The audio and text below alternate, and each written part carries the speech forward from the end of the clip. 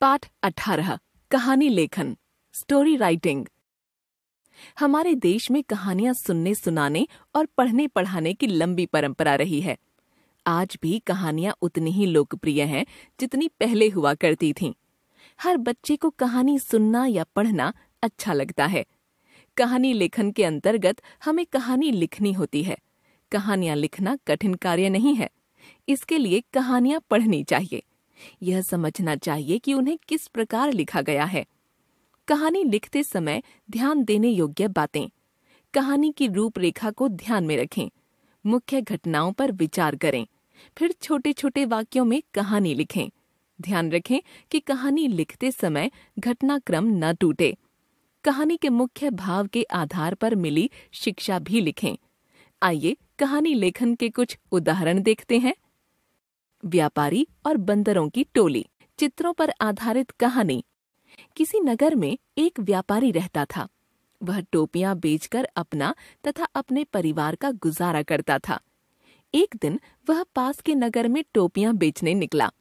गर्मी का मौसम था। सूरज आग उगल रहा था।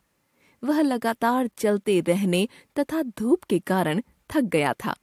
उसने सोचा कि थोड़ी देर विश्राम कर लिया जाए। उसने टोपियों से भरी टोकरी एक तरफ रख दी और थोड़ी ही देर में उसे नींद आ गई। पास ही के एक पेड़ पर कुछ बंदरों का बसेरा था। व्यापारी को सोता देखकर वे पेड़ से नीचे उतर आए। उन्होंने टोकरी में रखी टोपियां पहनी और पेड़ पर चढ़ गए। कुछ देर बाद व्यापारी की आंखें खुलीं। उसने देखा कि पेड़ पर बैठे बंदरों ने उसकी टोपियां पहन रखी हैं। व्यापारी ने परेशानी में बंदरों को पत्थर मारने शुरू कर दिए। बंदरों ने भी पेड़ से फल तोड़कर व्यापारी पर फेंके। व्यापारी ने दुखी होकर अपने माथे पर हाथ रख लिया। बंदरों ने भी उसे देखकर अपने अपने माथे पर हाथ रख लिए। व्यापारी जैसा करता था वैसा ही बंदर भी करते थे। यह देखकर व्यापारी को एक तरकीब सूझी।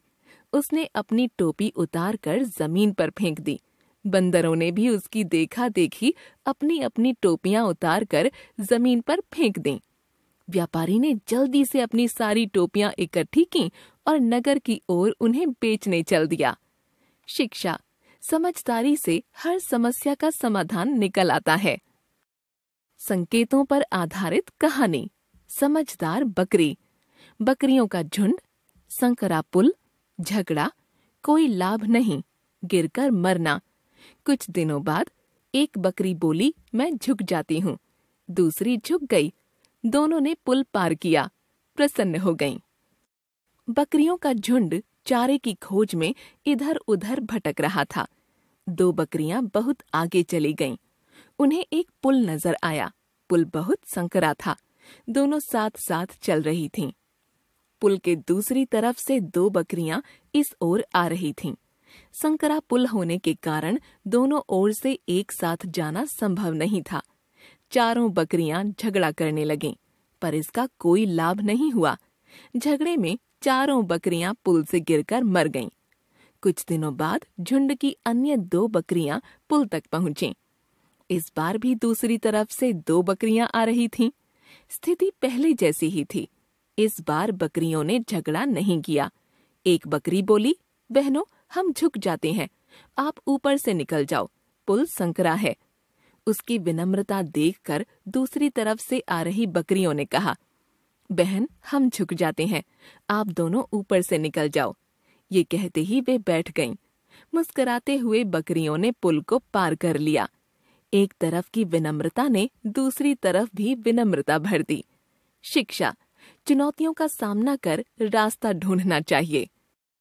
हमने जान लिया, कहानी लिखने से पहले रूपरेखा तैयार कर लेनी चाहिए और यदि रूपरेखा दी हुई है तो उसे ध्यान से पढ़ लेना चाहिए।